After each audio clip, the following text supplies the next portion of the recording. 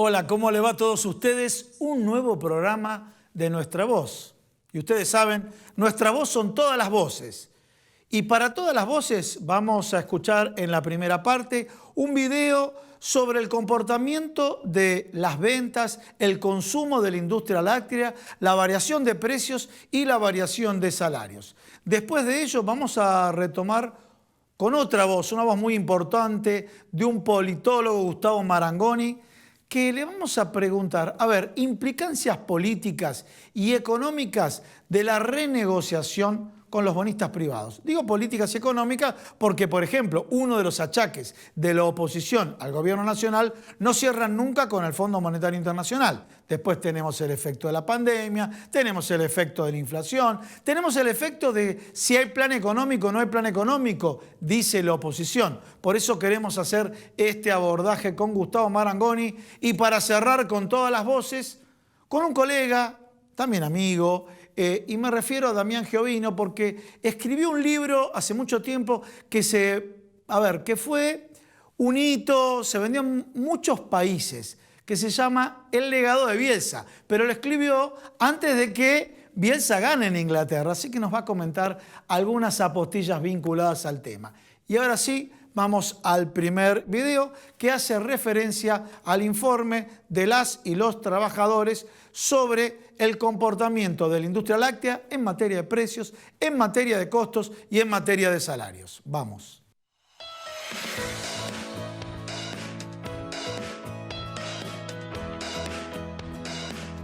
La cuarentena provocada por la pandemia retrajo la economía en general. Como contrapartida a la misma, disparó el consumo de productos sanitarios, higiénicos y alimentos de primera necesidad.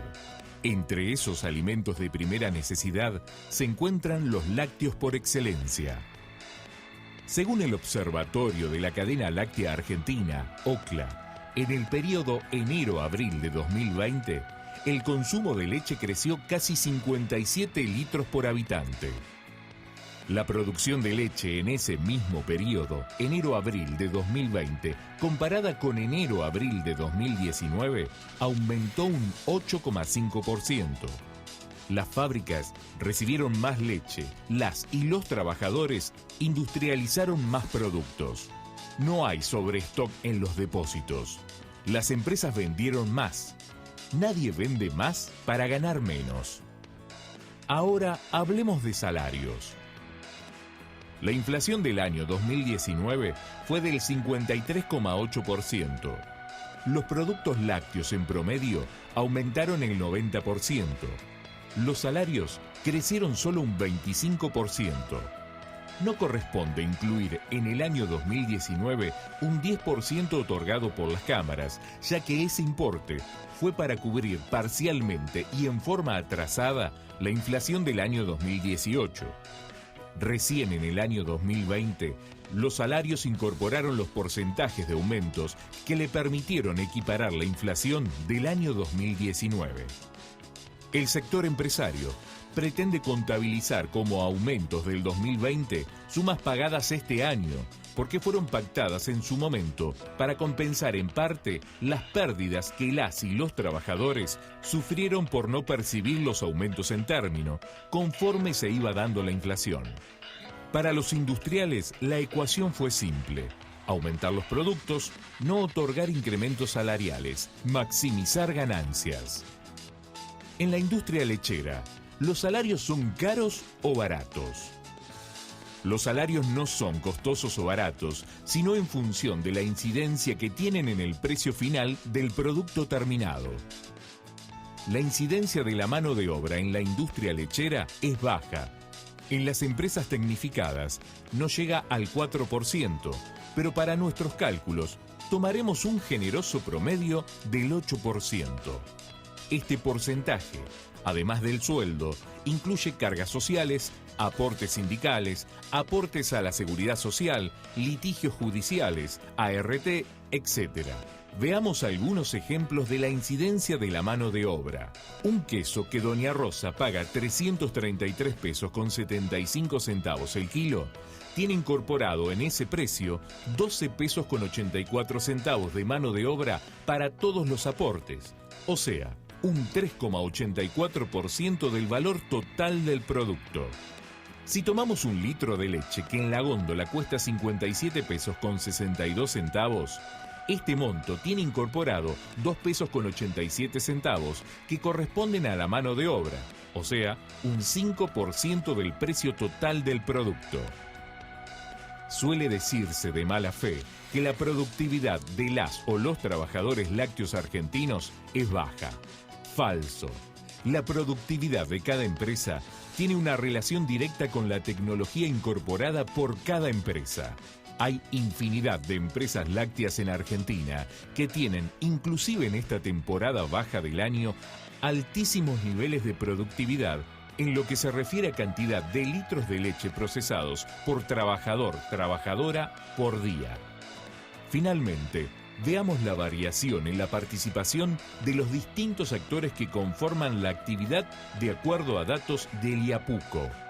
En enero, la participación de la materia prima fue del 34,40%. La industria se quedó con el 27,20%. El comercio con un 27,60%. Y los impuestos con el 10,90%. En mayo, la participación de la materia prima fue del 34,80%. La industria se quedó con el 30,40%. Al comercio le correspondió un 22,80%. Y la participación de los impuestos fue del 11,90%. Como pudimos apreciar, la participación de la industria creció en el periodo un 3,20%, tomando 53 pesos con 40 centavos el precio final al público del mix de productos lácteos.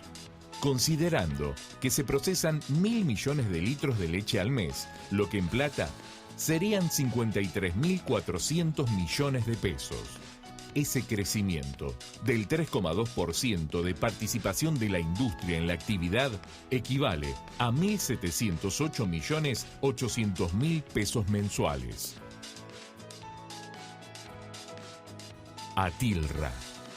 Más de 75 años sembrando de sueños el camino.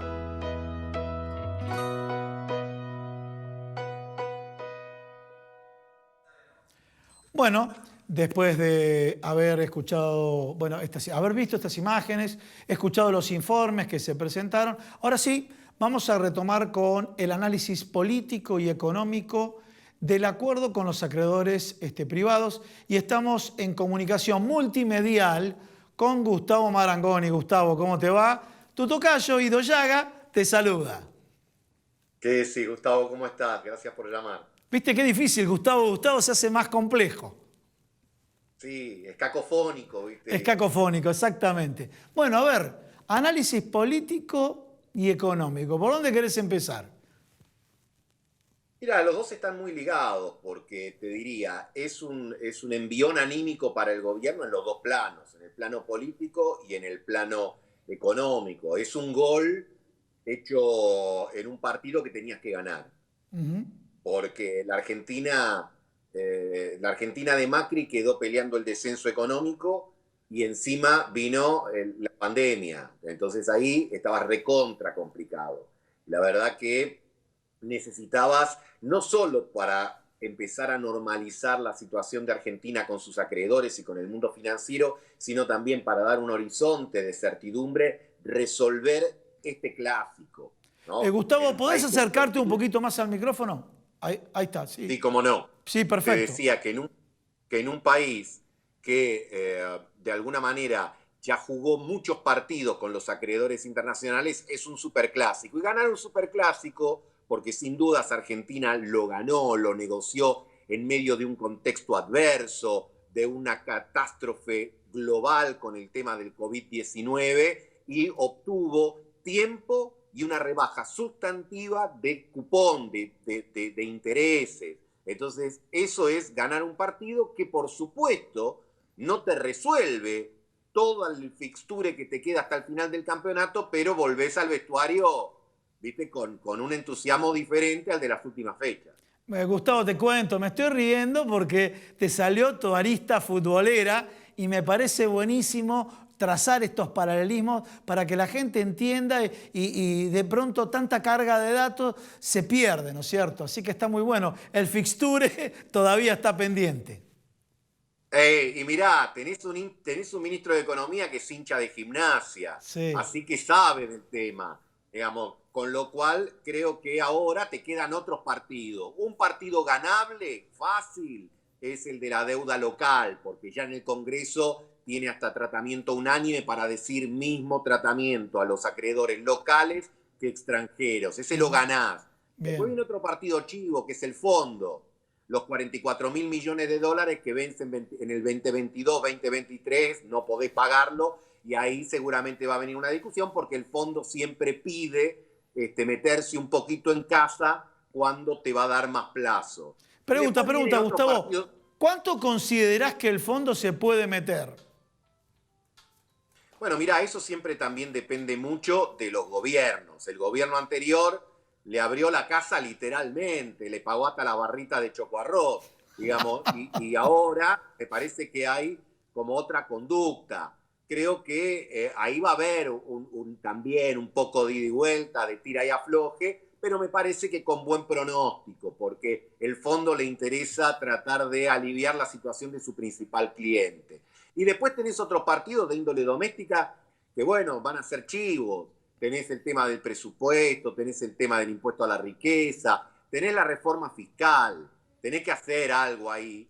Y solamente lo podés hacer cuando te va muy bien o muy mal. Muy bien no nos va, así que lo tenemos que hacer igual, porque tenés que darle a las empresas que sobrevivan de esta cuestión y a las que cerraron, darle la oportunidad de ver si quieren regresar, algún tipo de aliciente que pase por una mejor estructura tributaria en la Argentina, no solo pensada entre el sector público y privado, sino también entre nación, provincia y municipio.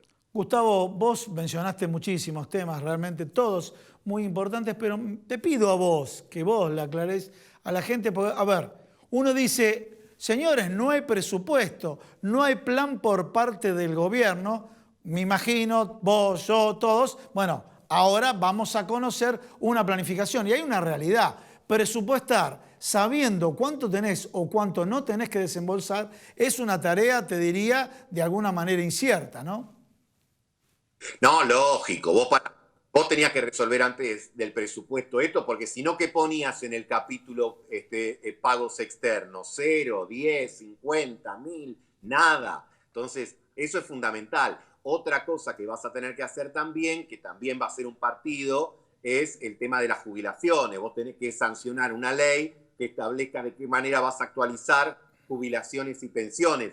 Porque vos fijate, la deuda antes del default era el 20% del presupuesto en concepto de intereses. Y las jubilaciones y pensiones son otro 45%. Prácticamente ahí tenés 65% del presupuesto que en situación de default o en situación de discrecionalidad del Poder Ejecutivo no lo podés establecer. Una vez que resuelvas esas cuestiones, ya vas a tener el panorama más despejado para el 2021 y el sendero para los próximos años. Y después te quedan otras cuestiones, cómo vas desarmando la asistencia que diste en medio de la pandemia para ver de qué modo vas volviendo a esto que se da en llamar la nueva normalidad y vas bajando el déficit fiscal que este año se banca un 7-8% porque todo el mundo está en la misma, pero ya en el 2021, 2022 y 2023 tiene que ir en un sendero descendiente. Bien, Gustavo, y ahora cerremos, a ver, como dicen los economistas, ceteris paribus, cerremos por un ratito lo económico, ¿sí? Y un poco la lectura de la cancha política. ¿Por qué digo la lectura de la cancha política? Sabemos que hay un grupo de choque, Waldo Walsh, Patricia Bullrich, un Mauricio Macri que viaja a Europa, simultáneamente las causas judiciales vinculadas con las escuchas, y por otro lado, un Horacio Rodríguez Larreta, un Néstor Grindetti, el gobernador de la provincia de Jujuy, que tienen que gestionar y gestionar con pandemia. ¿Qué es lo que estás viendo en O sea, en estas dos oposiciones o dos formatos de oposición, me refiero a la mayoritaria que hay. Mira, Perón decía, cuando le preguntaban sobre los distintos tipos de peronistas, decía, los hay contemplativos, los hay combativos, los hay heterodoxos, los hay ortodoxos, pero en última instancia todos son peronistas. Yo creo que eso vale para la oposición en este caso. Los hay más negociadores por imperio de la necesidad para enfrentar el coronavirus, los hay más combativos, porque son, como decías vos, digamos, los que van al frente y al choque, pero me da la impresión, no me da la impresión, la verdad que tanto en el Senado como en diputados se mantienen unidos, y esto es un hecho distintivo respecto a otras experiencias, porque los oficialismos que perdían la presidencial solían fragmentarse en el Congreso, y esto no ha pasado. Bien. Con lo cual me parece que por lo pronto, si alguien está parado en el oficialismo, tendría que partir de la hipótesis, que después puede cambiar, pero hoy se tiene que parar en la hipótesis y decir, estas chicas y estos muchachos van a estar juntos el año que viene. Así que ahí tenés un motivo como para amalgamar al oficialismo. Bien. Saber que tu principal competidor, más allá de estas cuestiones, vos fijate, tema reforma judicial, firmaron todos estando en contra. Y creo que en líneas generales van a mantener esa actitud porque sacaron el 41% y ellos interpretan que ese piso alto, si se mantienen unidos, le da competitividad. Gustavo, clarísimo, muchísimas gracias y realmente siempre tus paralelismos me parecen muy gráficos, muy buenos. Nuevamente agradecido. Abrazo, gracias. Bueno, estuvo con nosotros Gustavo Marangoni, politólogo. Ahora sí, vamos a un pequeño corte. No te vayas, que continuamos con más Nuestra Voz. Atilra es artífice de un proyecto solidario, colectivo y social. Es una realidad que crece, se desarrolla, vive y se multiplica, pero sobre todo permanece en el tiempo. Atilra, más de 70 años sembrando de sueños el camino. Bueno, vamos a hacer un cierre del programa más descontracturado. Voy a leer un tuit y acá a ver si podemos después ver la imagen del libro. Ya salió mi libro, El legado de Bielsa. 450 páginas, 45 participantes. Además de la figura del loco, se habla de liderazgo, conceptos de juego, el estilo, la sociedad, el desarrollo intelectual, el lado humano, los valores, el éxito y la adversidad. Y estoy hablando ¿con quién? Con el autor, que es periodista deportivo y también un amigo, y me refiero a Damián Giovino. ¿Cómo te va, Dami? ¿Qué contás? Hola, Gus, ¿cómo estás? ¿Todo bien? ¿Cómo andan por ahí? Aquí estamos. Bueno, en este caso, uno puede llamarlo, o vos podés pensar, bueno, acá hay oportunismo periodístico, porque ahora que Bielsa hizo que el Leeds gane y pase a la primera división, me llaman todos. Pero tu libro fue un libro que se vendió en muchos países del mundo y realmente lo cual marca distintos tips que va desarrollando, y uno de los, muchísimos, yo menciono uno por ser hincha de River, pero uno de los que participan del libro es Marcelo Gallardo. Sí, exactamente, sí, es que bueno, yo creo que un poco la figura de Bielsa, ¿no? Lo que tiene es eso, que está más allá de un resultado, de ganar o de perder. Bueno, en este caso particular sí, obviamente que está como en el apogeo de la coyuntura por el logro que obtuvo de ascender a la primera división a un equipo muy prestigioso de Inglaterra, que hacía más de 15 años que estaba en la categoría, un logro importante obviamente, pero yo creo que la figura de Bielsa está legitimada más allá de un resultado deportivo, que obviamente siempre es importante, porque al fin y al cabo cualquier club contrata a un entrenador para que obtenga logros deportivos, pero en ese camino, en esa búsqueda de lograr el objetivo, lo que tiene Bielsa, que se diferencia de la gran mayoría del resto de los entrenadores en el mundo, es que deja una marca imborrable, ¿no? Lo que él va generando en el día a día, en cada lugar en el que está, no solamente en el club, sino en la ciudad, porque lo que genera es un fenómeno social. Él revoluciona el lugar en el que está, ¿no? Y me parece que para poder obtener eso hay que tener algo más simplemente que conocimientos tácticos o técnicos o estratégicos o saber liderar. Para poder generar eso hay que tener, creo yo, que atributos mucho más profundos que exceden a lo futbolístico. Bien. Y por eso se convierte Marcelo Bielsa en un personaje de estudio para toda la gente realmente, no Bien, solo para los Dami, futboleros. y vos en el libro hablas de los valores, el liderazgo, la adversidad y le das participación, bueno, y lo que pudo diseminar en el fútbol Marcelo Bielsa. A ver, tiranos algunos tips de lo que pudo generar o lo que generó Bielsa con distintos referentes que participan en tu libro.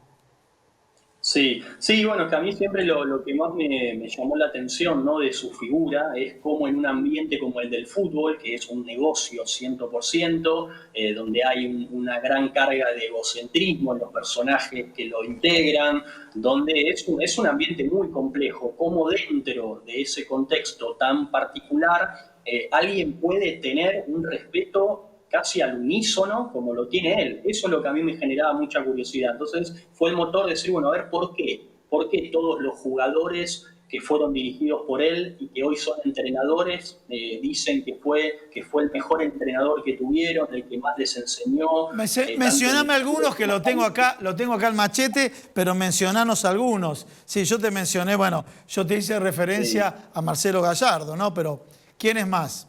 Sí. Y bueno, Marcelo Gallardo, Mauricio Pochettino, Eduardo Berizzo, Jorge Sampaoli, Matías Almeida, Nelson Vivas, Mascherano también, ¿no? Sí, Mascherano, que todavía no es entrenador, pero sí, que lo ha tenido la selección a Bielsa y que realmente lo quiere y lo admira muchísimo.